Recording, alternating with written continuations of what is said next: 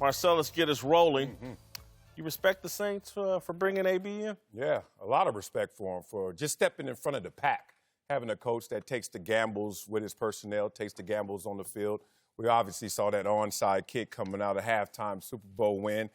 And if you look at it right now, this is a team that has equity with its fan base, as you mentioned, for various reasons. One, they do have a Super Bowl title under this regime, and more importantly, they felt they got robbed. So if you have that type of equity with a fan base, you can go out there and make moves like this, like the Patriots did when they made such move.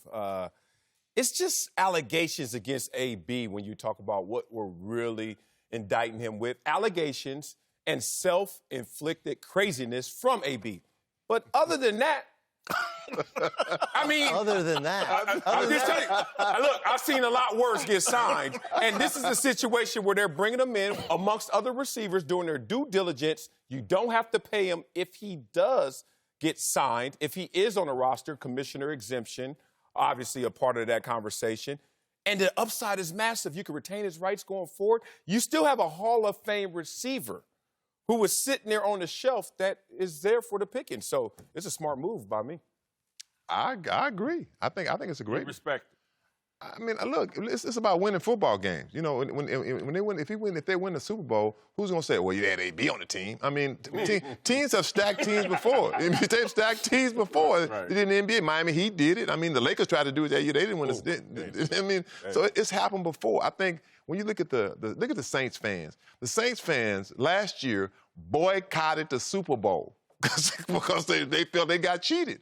I mean, they're those kind of fans. So they don't care how they get there. They want to get there. Even the year before that, Minnesota, what happened in Minnesota? I'm like, they just make the tackle, and you win the game. So I feel like, hey, AB can play, and it gives them that much more of a weapon on the other side. Who do you double? So I say, no problem. He's not going to play this year. The guy's a train wreck. You're like, outside of self-inflicted wounds and all these allegations, other than that, Mrs. Lincoln, how was the show? The show's been much worse before. This would be his fourth team in a year. Yeah. Fourth, okay? If you can't hack it with the Raiders and then the Patriots, look, if you promise me you'd take social media completely away from him, maybe, right? I mean, last week the rant, no white women in 2020, right? I'm glad you said it. Huh? Yeah, I'm glad you said it. Well, again, that's why would the Saints want to associate their brand with that? And how would our take be if his tweet was no black women in 2020? That would be reality. No, I'm just kidding. Keeping it real, brother. Look at that. No, listen. Y'all don't know AB. Listen, it's just not worth it. Grant, you said it. Look, I know you can say that. I can't. Like, look, every day he was in New England, literally every day, there was another Antonio Brown story. Yeah. Every day he was there. It was mind-blowing how many things he had done to people between not paying chefs and personal trainers and accusations of sexual assault and not paying, child support. Like, you go through it, it's like, damn, this guy is a mess. And then he takes to social media and it's unintelligible. And then there's some other response which is clearly put together by somebody else who has a brain and a thought process. This guy he's a great player. He's not going to the Hall of Fame. Okay, he's not going to Hall of Fame? No. Come on. No. Those 6 straight seasons? Look, I think he had 100-plus catches? Yes, I thought he would be great. But, again, by the time he gets ready for the Hall of Fame, you're going to have a litany of the Andre Johnsons and Julio Joneses and guys that had no issues. And he's gotten run out of Oakland, New England, and likely won't even be signed by this New England thing because there's going to be such pushback from the league. New Orleans. Sorry. Yeah, but what can you stick to AB? I understand it is tough to breathe in this smoky room of AB's issues. Every tweet, every Instagram. Just tweets. Burning his own feet in the cryo chamber, the suing the league for the helmet, not once, but twice. This all happened this year, dude. But he ain't killed nobody. We've had killers come back and play. We've had killers come back and play. I understand, but that's when OJ came back. Who are you talking about? Little. Manslaughter. Manslaughter. Somebody still died. She's still gone. I agree. Somebody died. That's a little different. But it's a little different. It's a little different. Hold on. A tweet versus manslaughter? Hold on. It's a different era. It's just a different era. And you pointed out, and you're right, he's done this to himself. This is not just accusations, allegations. This is going after people, going after the commissioner, going after the wrong people on social media. Here's what I'll say, and I'm someone who defended the Cowboys signing Greg Hardy. But I think AB is so unrepentant and so unpunished as it relates to his disrespect towards women. And again, there's some accusations out there unproven. But again, when you're comfortable, one, the hypocrisy of I'm a religious person called God, and you're comfortable with a tweet, an album, no white women, and the video that this dude is putting out, some of this to me is just so much conduct unbecoming of someone. Do you really want to associate the Saints brand with that? And again, I know there's a lot of guys in their personal lives that are chaotic and maybe the same issues, but are they wearing it on their sleeves the way that AB is? Do you really invite that to your organization at this point? And then because again, AB is so chaotic and dysfunctional, he's capable of harming himself. And according to allegations, he's capable of harming others. Why invite that into the New Orleans organization other than you feel so damn entitled and owed a Super Bowl that it just doesn't matter? We're getting one by any means this necessary. may come out in jest, but in all seriousness, he's an equal opportunity, instigator.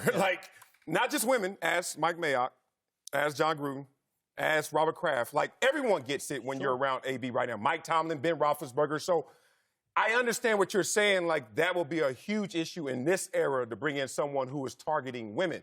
But he's targeting anyone in his company, in his circumference. Yeah. So I'm looking at a guy that still, I don't have anything to glue to him. Yep. So there's tremendous upside. If we look forward to a week, 2 months later, you are cleared of all allegations, what will you stick to AB to keep him outside the NFL? I tell you what, I bet you if Robert Kraft called Belichick and say, hey, look, bring AB back in, he'd be like, cool. I bet Tom Brady would say, great, bring him back.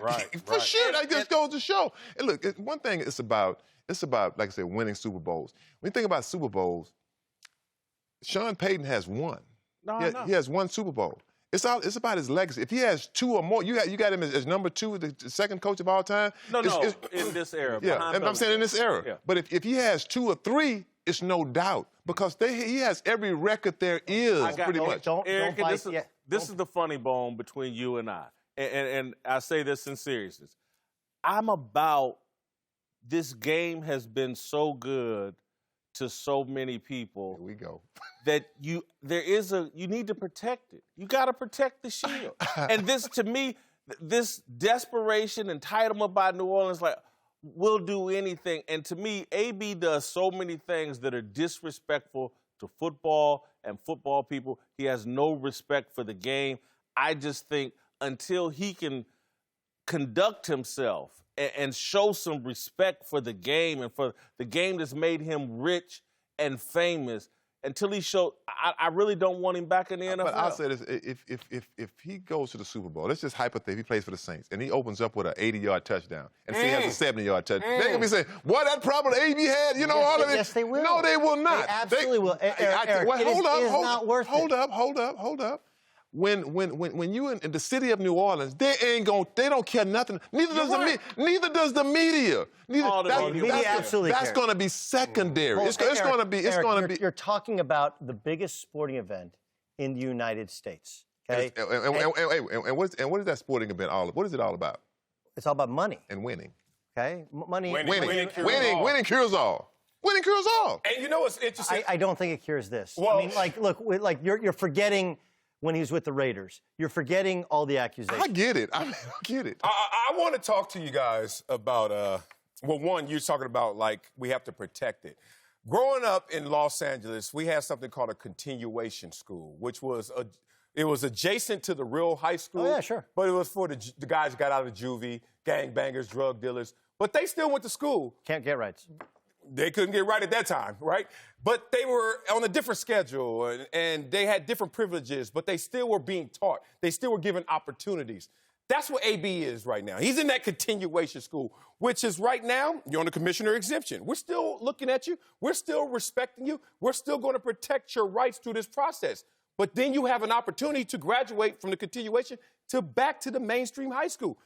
AB is in that process. He's a wild card, but he's not the first wild card that will potentially take a team over the hump. I have a full screen of 5 NFC championship teams that lost that game. And then next year, what do? They advanced to the Super Bowl. Let's start in 1994 with the 49ers. Deion Sanders shows up. Okay. Cowboys, 95. Deion goes again. Now, we got Andre Rison. Now we start to get to AB territory. Andre Rison. T.O., okay. You said he wasn't a Hall of Famer, AB. He's going to be a Hall of Famer just like T.O. was, maybe third ballot. And then Randy Moss. All these guys, at one time, the media was saying outcasts about bad guy. Bad guy. I don't know how great for the locker room they were. Deion on the fringe. But the point is, these are all players that went to the team that lost the year prior, like the Saints. Next year, boom, in the Super Bowl. So that's what you need to see right now. It's a hell of a point. The only difference I'll say is, to me, and this is just me, it's my issue, Eric disagrees with, all of those guys you just point to, I look at them and go, man, they love the game. Randy Moss. Randy Moss. When he quit. They talked about Randy so bad. He was a great player. He said he quit. We saw evidence of him quitting. Because he was playing on the Raiders team. So that matters? He loved the game. Wait. He loved the game. I don't think the Raiders. he didn't disrespect the game to the level that the last, Marcellus, the last date on that full screen is 2001. 2012. My eyes are bad. I'm getting old. 2012. Okay? Yeah. None of those guys went to social media and said, I don't need football. None of those guys. But they did worse. None of those, Randy jogged on plays. None of those guys direct messaged media members about a woman who was making accusations. Oh, T.O. did something. Not to that extent, but T.O. certainly didn't have a good relationship with the media. None of them sued the league based on a helmet twice. None of them were on 4 teams in 2 years. Well, Jerry Jones had issues with the league because of Deion. It's not one thing. This is death by 1,000 First cuts of all, that he's done to himself. Football is not a popularity sport. It is about winning. That's what it's all about. You can say it. If you ever been in a locker room, Eric, I get it. It's about winning. I get that it's a win at all costs, and when you win, everybody forgets all of that. That's it. I'm telling you right now, the Saints have a chance to win a Super Bowl with or without him. He's likely not to play any. He's likely not to play anyway. Probably won't, but they have a better chance with him.